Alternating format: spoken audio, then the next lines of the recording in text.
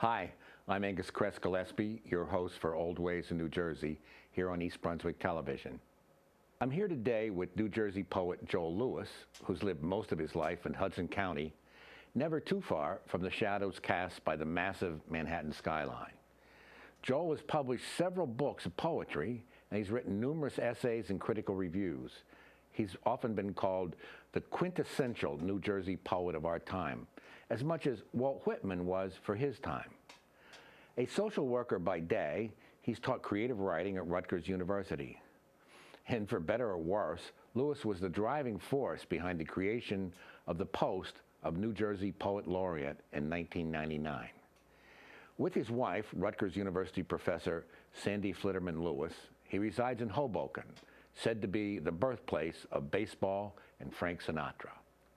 Poetry, of course, is a form of literary art in which language is used for its aesthetic and evocative qualities in addition to its apparent meaning. Poetry has a long history here in New Jersey. The poet was once the community's historian, its public conscience, its myth maker, and its celebrator of great events. In this connection, we think of Philip Freneau, born in the 18th century, generally considered to be the first American poet of note, who lived most of his life in Mount Pleasant, New Jersey, near Middletown Point. We also think of Walt Whitman, who in 1873 came to Camden, New Jersey, to recover his health at his brother's house. More recently, we think of the poet William Carlos Williams of Rutherford, and of Allen Ginsberg, born in Newark, New Jersey. And, of course, in our own time, we think of Bruce Springsteen of Rumson. Joel Lewis has spent a lifetime introducing New Jerseyans to the poetry of their own state. His most recent book is entitled Surrender When Leaving Coach, and I'm delighted that it has brought him to our studio today.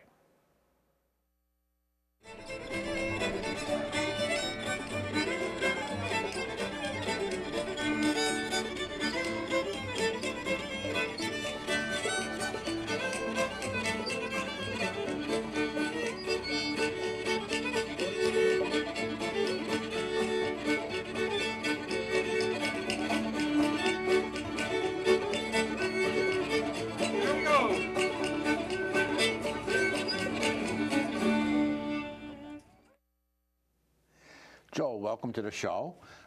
Let's start with, where did you grow up and what was it like there? Well, I grew up until about the time I was 13 in the town of West New York, New Jersey, which is a town on top of the Palisades, right by the Hudson River. Since gentrified.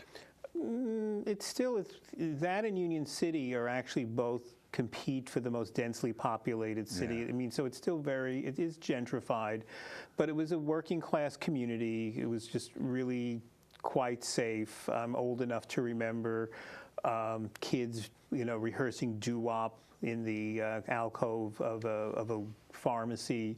I grew up across from the Kay Woody Yellow Bowl Pipe Factory, and when the lunch whistle went off, it was time for my mom to feed me. And my dad worked in the embroidery industry, which still is. It's famous for. Still is. I mean, it was still, a dominant industry at the time. My father is a Holocaust survivor. He was in Auschwitz. Most of the people I grew up with were children of survivors. And so I really grew up kind of as a child of immigrants in a kind of immigrant community, which during the 50s and 60s was really unusual before the change of immigration laws. So it was a little bit of feeling like a bit of an outsider, in the community. What did you enjoy doing as a child? Mostly as a kid, like reading. I mean, I was kind of raised, I kind of was, reading comic books, going around. I was always interested in history. I mean, sort of my interest in things New Jersey, I think, came as I was hitting 8 or 9 when you're becoming aware of the world. It was the New Jersey Tercentenary. And it was very much celebrated in schools and in the States. To this day, you go to any library, and there's still a set of books that there was a state commission that put That's out right. put out a book. So so I very much was. They put out sort of an annual, a gazette. Yeah, and there were separate books on different aspects of music, culture, history, so there was a lot of awareness. I was the kind of kid, if my parents were out for a ride and I saw a historic marker, I made them pull over so I could read it, and so I was very interested in history.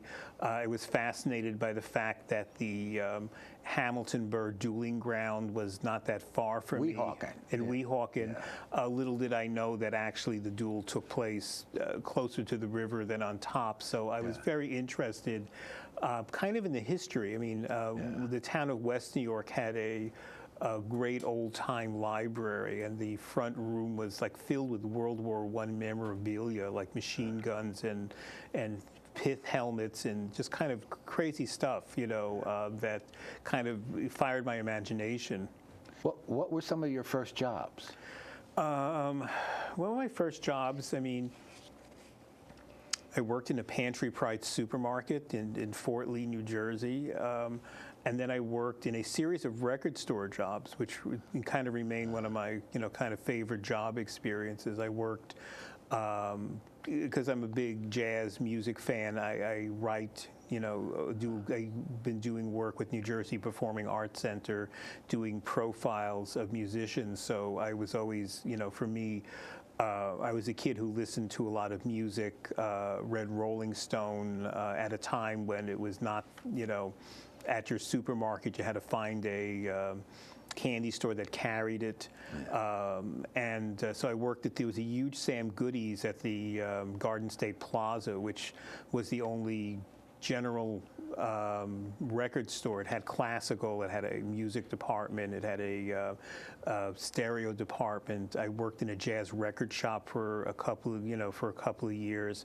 And then after college, I worked in law offices as a paralegal. So I was doing, and after college, I sort of got this sort of sense of a mission to be a writer. So a lot of the work I was looking for were kind of things that kind of allowed me to sort of continue writing without, that much mental stress or anything, until a point in my mid-30s when I headed off to social work school. And got a degree in social work. Which school was that?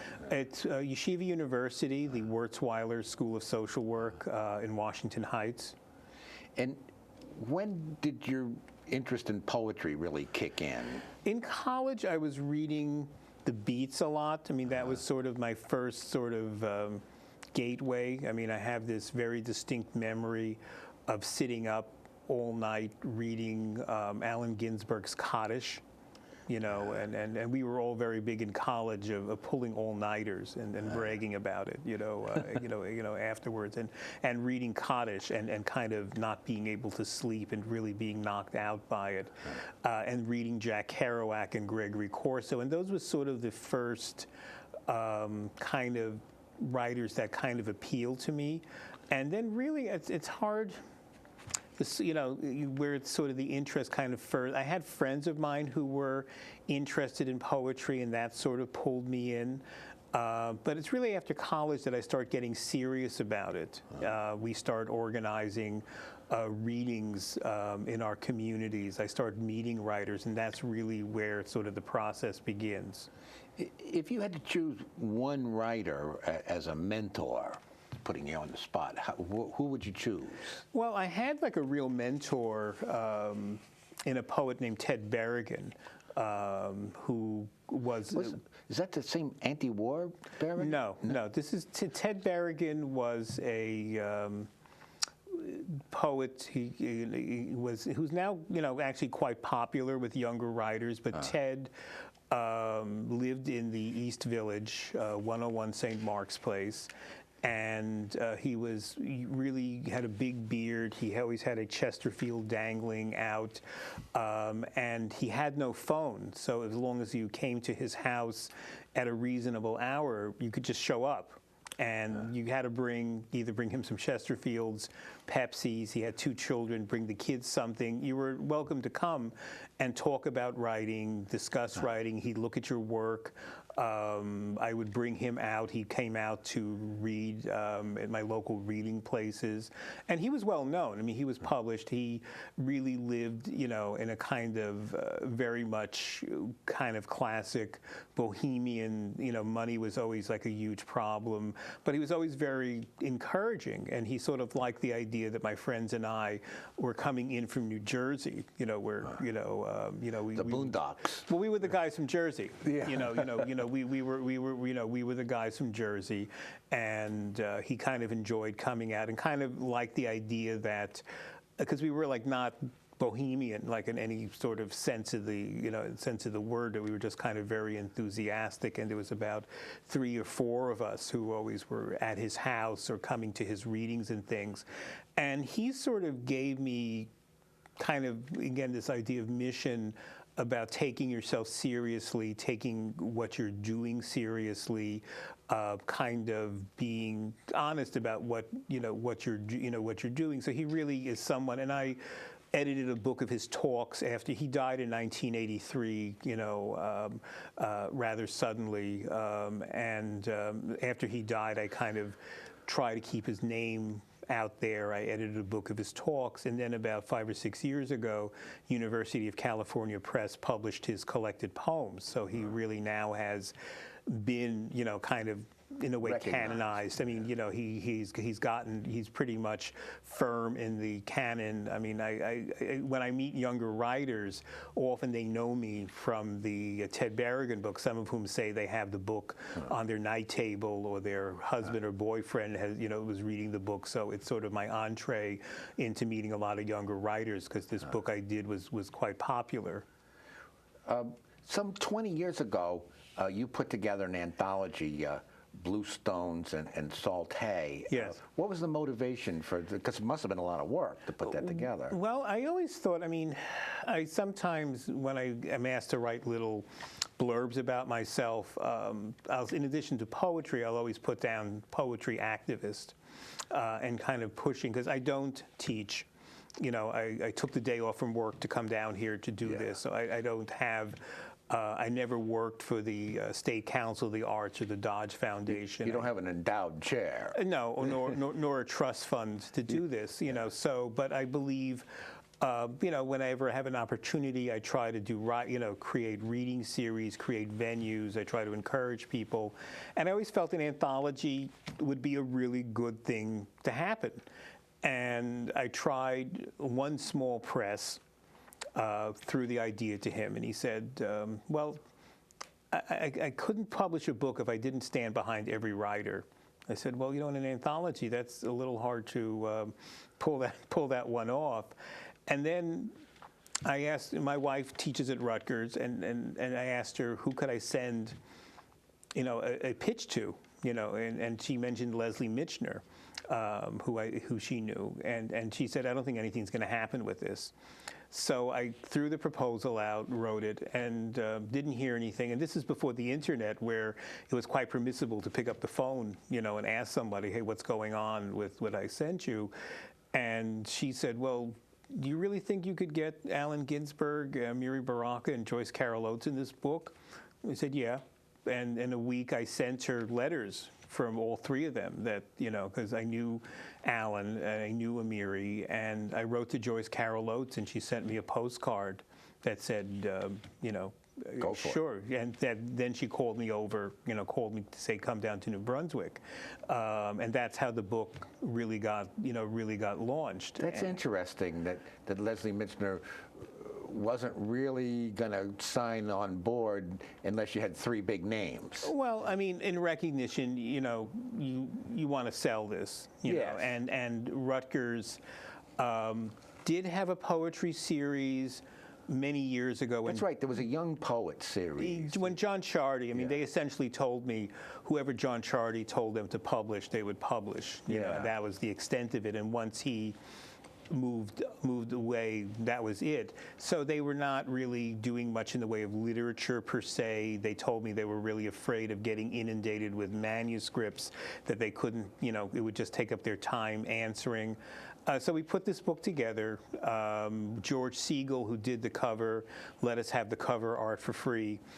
Told us, the particular sculpture, the diner, as at the Walker Art Center in Minnesota, said, tell them not to charge you.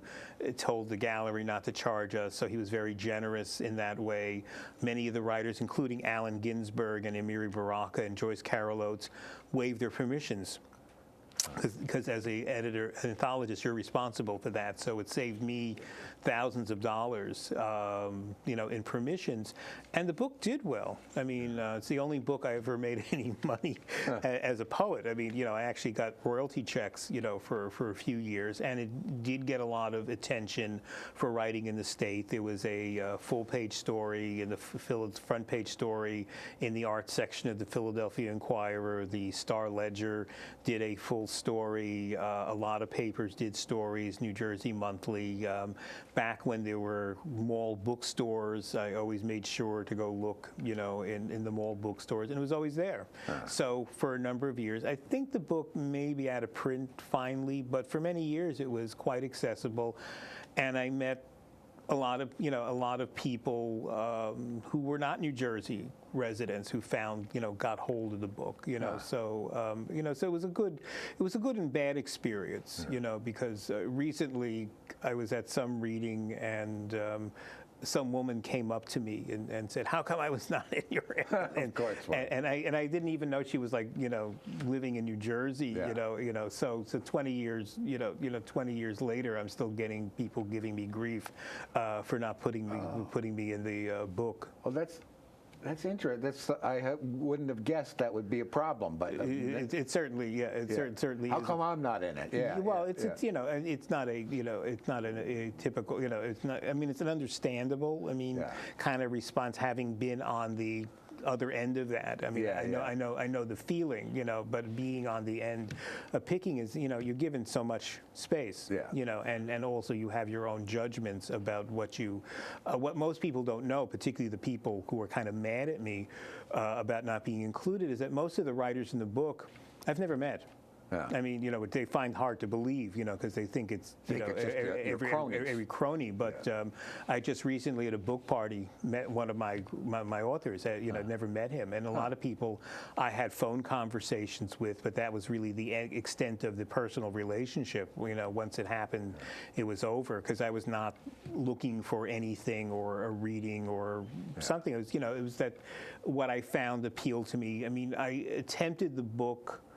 Unlike a lot of regional anthologies, they just want to put writers in from the region, and I really insisted to writers, send me your New Jersey stuff. I want work about the state. I want work, if you see there's work about Whitman in there's poems about Williams, there's poems about different parts of the states, there's poems about the shore, and I really was pretty, that was my emphasis. I wanted a book of New Jersey poets writing about the state as much as I could possibly, as possibly. So Allen Ginsberg's selections are all poems, like his poem "The Garden State" that mention New Jersey. Amiri Baraka's poems are poems about Newark, where he's lived, all of his life. Joyce Carol Oates' poems are poems that, you could really read are set in Princeton, or where she's lived all, most of her adult life.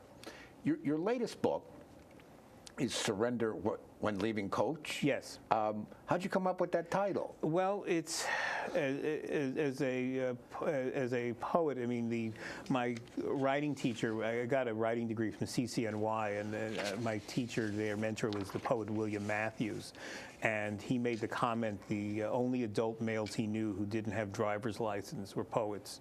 And I fall in that category, so I continue. I've never had a driver's license. I've always gotten around by mass transit, and as a kid, the statewide bus service was public service buses for people of a certain age, and at one point, why did the gas and electric company get involved? Because it was trolleys, when they electricity. So they ran, at one point you could go by trolley from Jersey City and go to Camden, by trolley.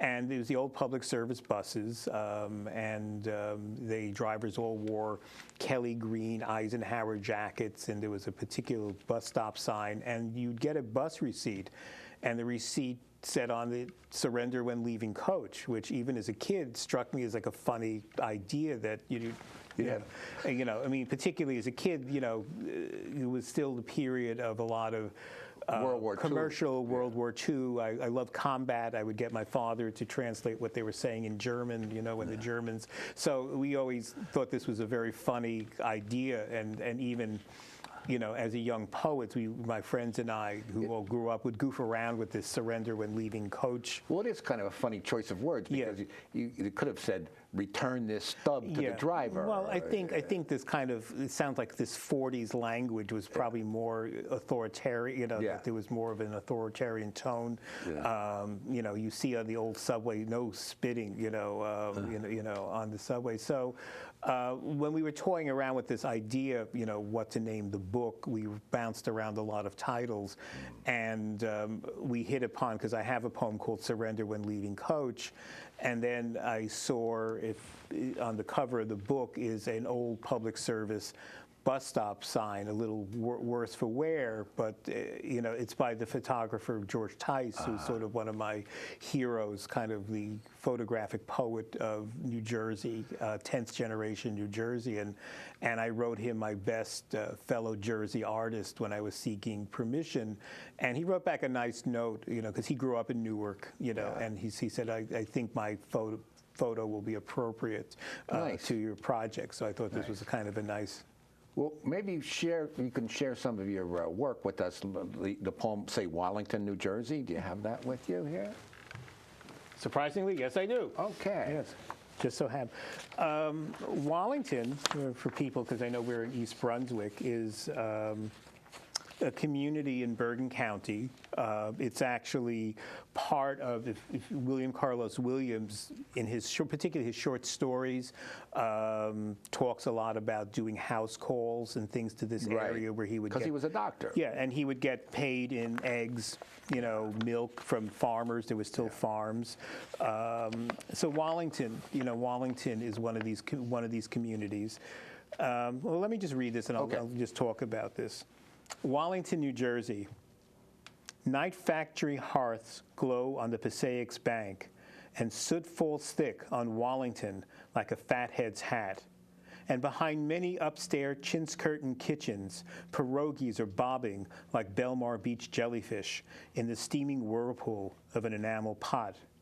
Outside, on Hoboken Avenue, pallid ethnic Poles return to the door of a certain deli famous for homemade russet hoops of kielbasa, and happy families at the Wallington Exchange make short work of the 9-course Slavic feast, while Al Petkowski's Polka Committee release happy mazurkas that lift across the acres of 2-family forts, cold sleeping cars.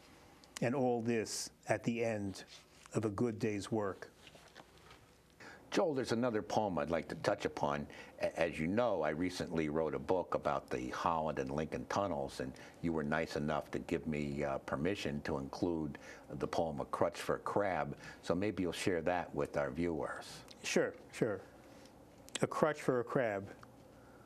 Traffic sheds reminiscence, so save a thought for Clifford M. Holland, the genius of the first vehicular tunnel that allowed subsilt passage beneath the Hudson. Holland worked and worked and worked until the greater bosses said, "You look tired. Go home and take a rest," which he did forever, and which finally solved the problem of what to name the tubes that glue Tribeca and the old Horseshoe District into a continual birth of traffic, plus a rarely noticed bus of an above-average guy who could have honestly said, "This job is killing me," like many say daily. His family remembers that Holland loved to talk while eating, that he hated ketchup bottles because they ruined the symmetry of his dining room table. Mr. Holland made the riverbed into humble public ground where the commuter's air is scrubbed and rendered potable every 42 seconds.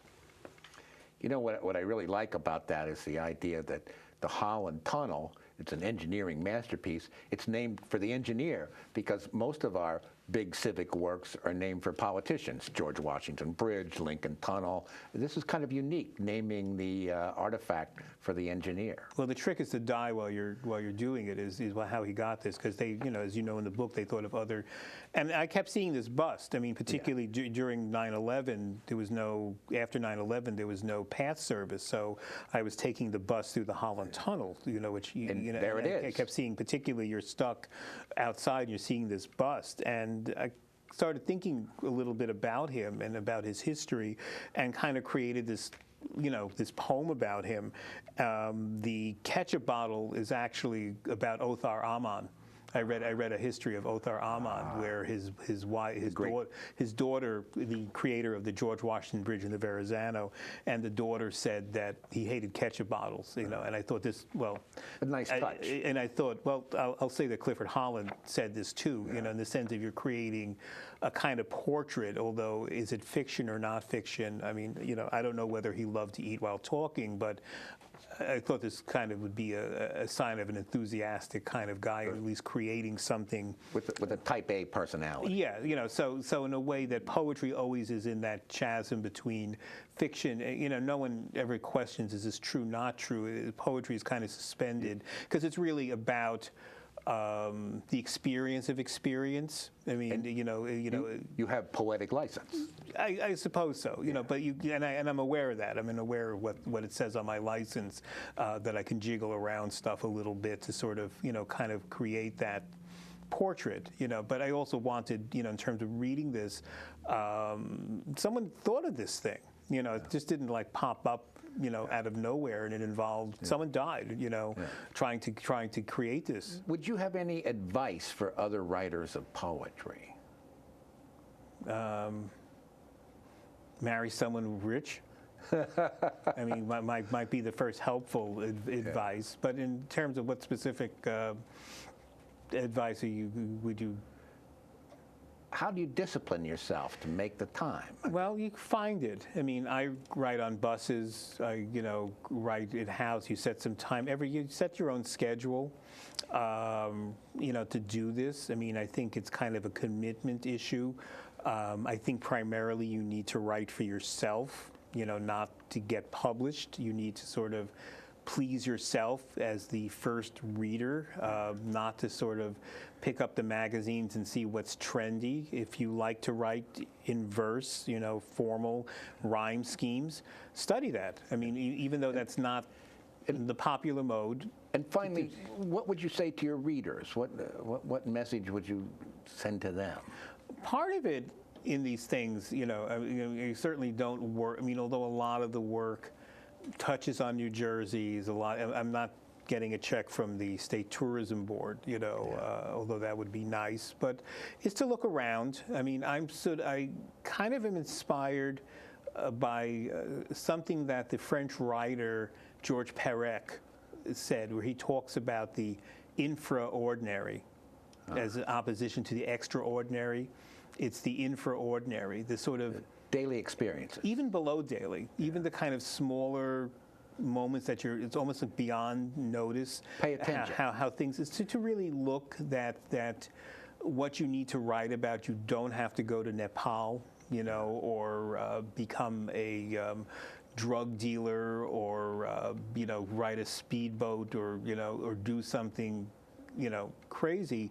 Is just pay attention to what's going on and be aware of what is. And I get this, from local people, where I invoke stuff and they kind of crack up because they can't imagine that kind of thing in a poem, or someone would bother to write about it. They're surprised that it's worthy of attention. Yeah, I mean, and I think it is worthy. I mean, I think, I think even, I love going through shopping malls, because you're not as much looking at the 300th Gap store you've seen, but really how people are responding to their environs, and, just what is going on and what is the activity and what people are talking about, and overhearing conversations and seeing what people are doing, with their time, or how they spending their time.